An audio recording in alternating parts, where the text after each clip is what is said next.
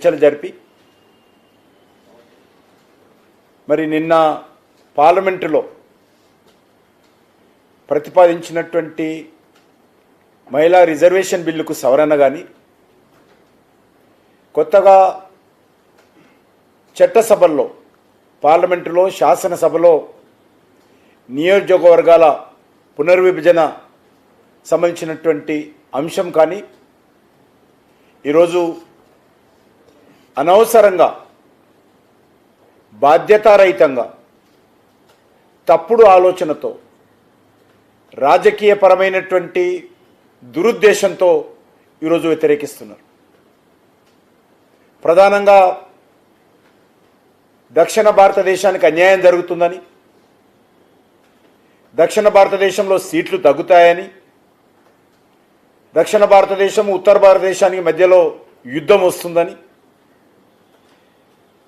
ఉత్తర భారతదేశం నుంచి దక్షిణ భారతదేశం విడిపోతుందని ఇష్టారాజ్యంగా నిన్న ప్రతిపక్ష పార్టీలు మాట్లాడడం జరిగింది.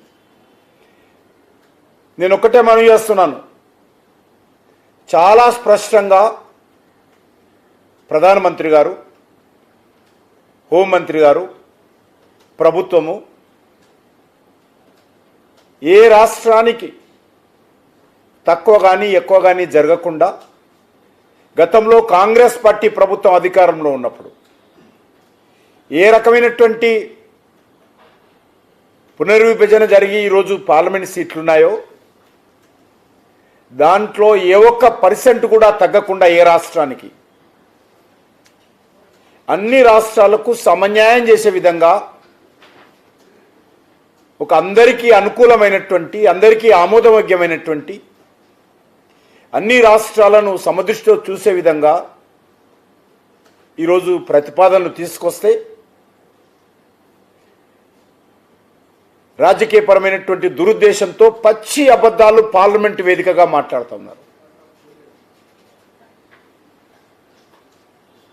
తప్పుడు ప్రచారం పార్లమెంట్ వేదికగా చేస్తూ ఉన్నారు.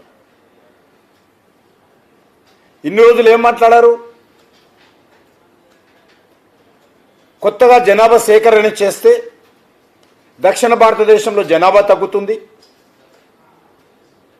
దక్షిణ భారతదేశంలో చాలా ప్రోగ్రెసివ్ స్టేట్స్ జనాభా సంబంధించి నియంత్రణ కోసం కుటుంబ నియంత్రణ చాలా సమర్థవంతంగా అమలు చేశాము, ఎడ్యుకేషన్లో కూడా చాలా ముందున్నాము. కాబట్టి జనాభా సేకరణ జరిగిన తర్వాత నియోజకవర్గాల పునర్విభజన జరిగితే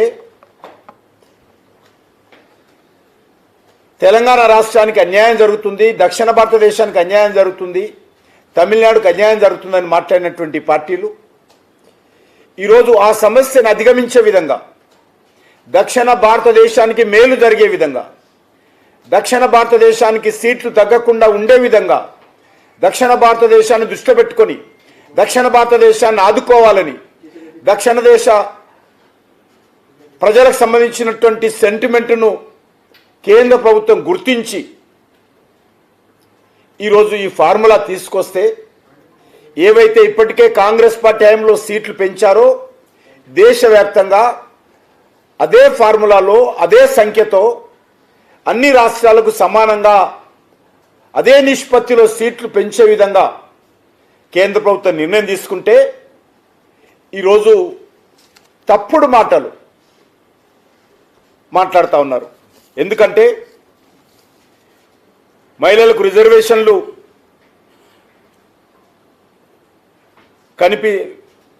కల్పిస్తే నియోజకవర్గాల పునర్విభజన జరిగితే దేశంలోని అన్ని ప్రాంతాలలో మహిళలతో సహా మగవాళ్ళలో కూడా కొత్త నాయకత్వం వస్తుందనేటువంటి భయం వీళ్ళకున్నది. కొత్త నాయకత్వం ముందుకు వస్తుంది. తరతరాలుగా తమ కుటుంబాల చేతుల్లో ఉన్నటువంటి రాజకీయ వారసత్వము, రాజకీయ ప్రాబల్యము యువతరము నవతరము మహిళల చేతుల్లోకి వెళ్తుంది, బడుగు బలైన వర్గాల చేతుల్లోకి వెళ్తుంది అనేటువంటి కుట్రతో ఈరోజు కాంగ్రెస్ పార్టీ కానీ బీఆర్ఎస్ పార్టీ కానీ మిగతా రాజకీయ పార్టీలు కానీ ఈరోజు వ్యతిరేకిస్తూ ఉన్నాయి. తమ పీఠాలు కదిలిపోతాయని భయంతో ఈ రకమైనటువంటి రాజకీయ డ్రామాలు ఆడి ఈరోజు బిల్లును వ్యతిరేకించేటువంటి ప్రయత్నం చేస్తూ ఉన్నారు. తమ చేతుల్లో ఉన్నటువంటి రాజకీయ అడ్డాలు, తమ చేతుల్లో ఉన్నటువంటి రాజకీయ పరమైనటువంటి మరి ప్రాబల్యం, బందీలుగా ఉన్నటువంటి ప్రాంతము యువత చేతుల్లోకి, కొత్త రాజకీయ నాయకుల చేతుల్లోకి వెళ్ళిపోతుందన్నటువంటి భయంతో ఈరోజు మరి బీఆర్ఎస్ నాయకులు, కాంగ్రెస్ పార్టీ నాయకులు కుమ్ముక్కై తెలంగాణలో కూడా తప్పుడు ప్రచారం చేస్తూ ఉన్నారు. ప్రజలను తప్పుదారి పట్టించేటువంటి ప్రయత్నం చేస్తూ ఉన్నారు. మొదటి నుంచి కూడా మనకు తెలుసు, మహిళలకు ఏ రకమైన రిజర్వేషన్స్ ఉండకూడదు, అసలు మహిళలు రాజకీయాలకు రాకూడదు అనేటువంటిది ఎంఐఎం పార్టీ యొక్క కుట్ర. శాసనసభలో నేను ఎమ్మెల్యే ఉన్నప్పుడు ఆ పార్టీలో ఎమ్మెల్యేలు అనేక సార్లు మాట్లాడారు, ఇప్పటికే రాజకీయాలు ఇబ్బందిగా ఉంది, మహిళలు రాజకీయాలకు వస్తే అనేక రకాల కొత్త సమస్యలు వస్తాయి, మహిళలు రాజకీయాలకు రాకూడదని చెప్పి అసెంబ్లీ రికార్డులో ఈరోజు అక్బరుద్దీన్ ఓవైసీ మాట్లాడినటువంటి అంశాలు ఉన్నాయి. ఆ పార్టీ మహిళల రిజర్వేషన్స్ వ్యతిరేకం. అంతేకాదు ఈరోజు హైదరాబాదులో సీట్ల పునర్విభజన జరిగితే తమ సీట్లకు తమ పీఠాలు ఎక్కడ కదులుతాయో, తమ సీట్లకు ఎక్కడ ఎసరు పెడతారో అనేటువంటి కుట్రతో మజ్లిస్ పార్టీ కాంగ్రెస్ పార్టీని, టీఆర్ఎస్ పార్టీని కలిపింది. ఆ రెండు పార్టీలను ఈ అంశం మీద మరొకసారి ఏకం చేయడం జరిగింది. మజ్లిస్ పార్టీ కొన్ని రోజులుగా ఈ నాయకులతో చర్చలు జరిపారు. చర్చలు జరిపి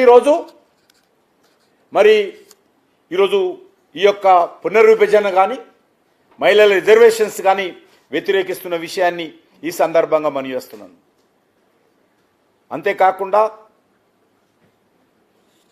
ఈరోజు కొత్తది రేవంత్ రెడ్డి హైబ్రిడ్ ఫార్ములా, అది రేవంత్ రెడ్డి హైబ్రిడ్ ఫార్ములా కాదది, అది MIM Asaduddin Owaisi hybrid formula. ఇది రేవంత్ రెడ్డి ఫార్ములా కాదు. ఈ హైబ్రిడ్ ఫార్ములా పేరుతో ఈరోజు ముఖ్యమంత్రి ఏదైతే చెప్పినాడో ఆ ఫార్ములా తయారు చేసింది, ఆ ఫార్ములా కాంగ్రెస్ పార్టీకి చెప్పింది అసదుద్దీన్ ఓవైసీ అని మనం చేస్తా ఉన్నాను.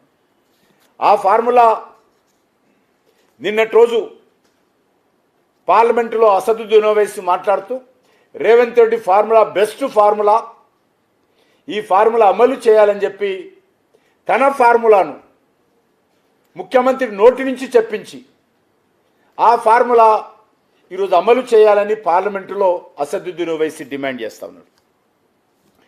దీని భర్త అర్థం చేసుకోవచ్చు ఈ ఫార్ములా ఎవరిదనేది. ఇది మాది ధనిక రాష్ట్రము, మా దగ్గర రెవెన్యూ జనరేషన్ ఎక్కువగా ఉంటుంది, మాకు సీట్లు ఎక్కువగా ఉండాలని ఈ హైబ్రిడ్ ఫార్ములాలో రేవంత్ రెడ్డి అసదుద్దీన్ ఓవైసీ చెప్తా ఉన్నారు. అంటే నేను ఒకటే మొన్న కూడా ప్రశ్నిస్తున్నాను, ఈరోజు హైదరాబాద్ నగరంలో 70% రెవెన్యూ తెలంగాణ రాష్ట్రానికి హైదరాబాద్ రంగారెడ్డి జిల్లాల నుంచి వస్తుంది.